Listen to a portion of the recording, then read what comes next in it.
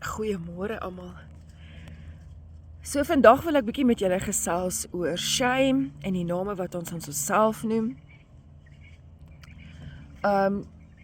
Ons almal het op 'n stadium en gaan dalk nog steeds, deur oomblikke gaan van waar ons iets doen of iets sê en dit ons in ongelooflike shame of skaamte laat.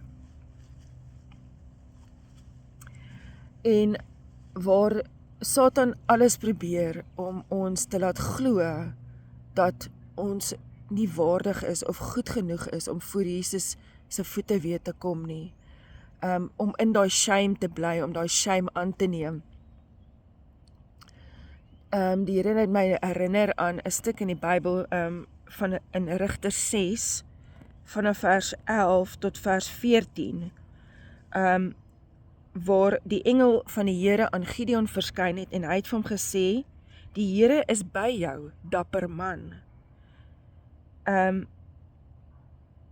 En Gideon het gesê,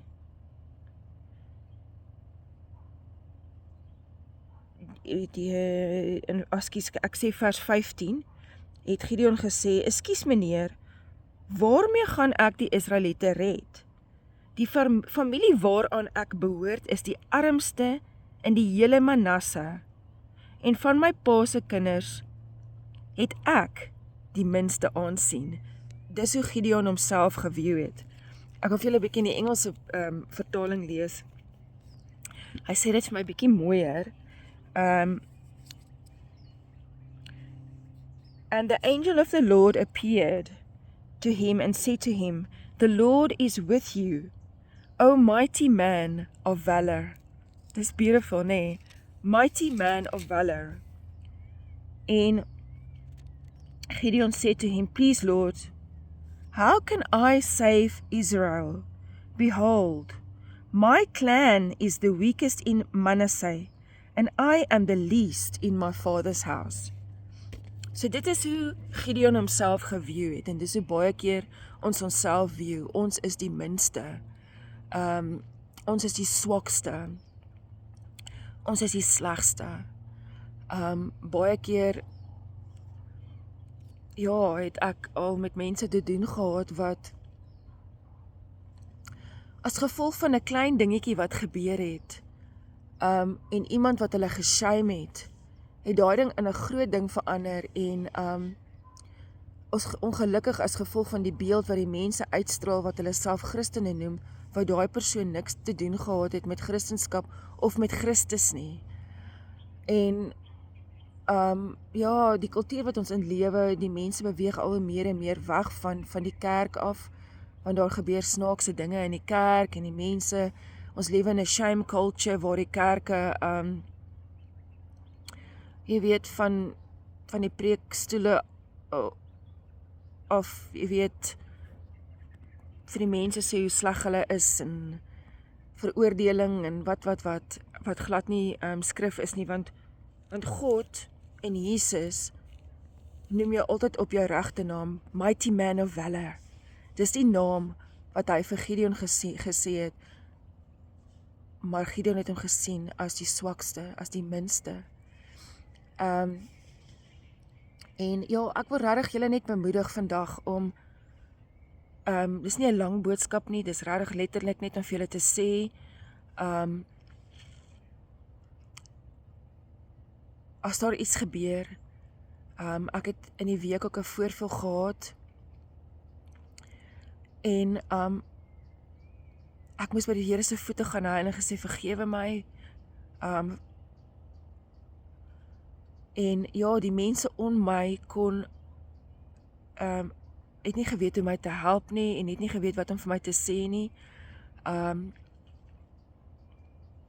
daar was veroordeling, maar ek moes by God se voete uitkom, en God moes vir my sê, maar nee, dis nie wat ek jou geroep het nie, die naam wat jy vir jouself gee, is nie die naam wat ek vir jou gegee het nie, dis nie wat ek jou geroep het om te doen nie, en ek moes besef dat Satan my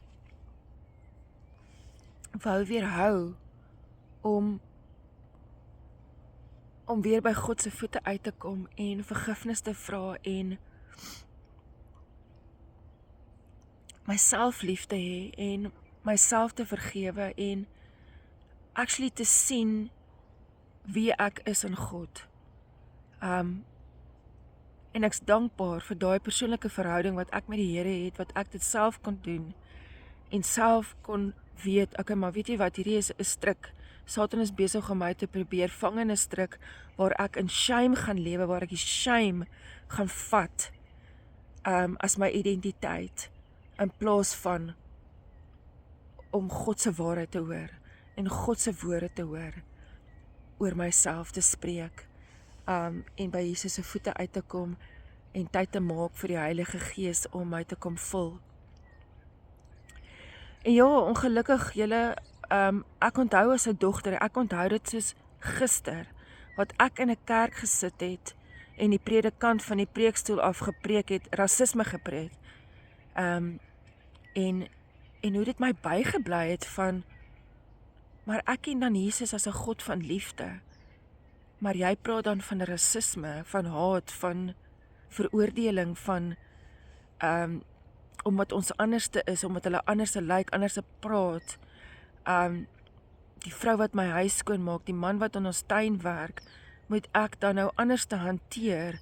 Hulle is dan so goed vir my, hulle het dan soveel liefde vir my, maar volgens jou is dit nie reg nie.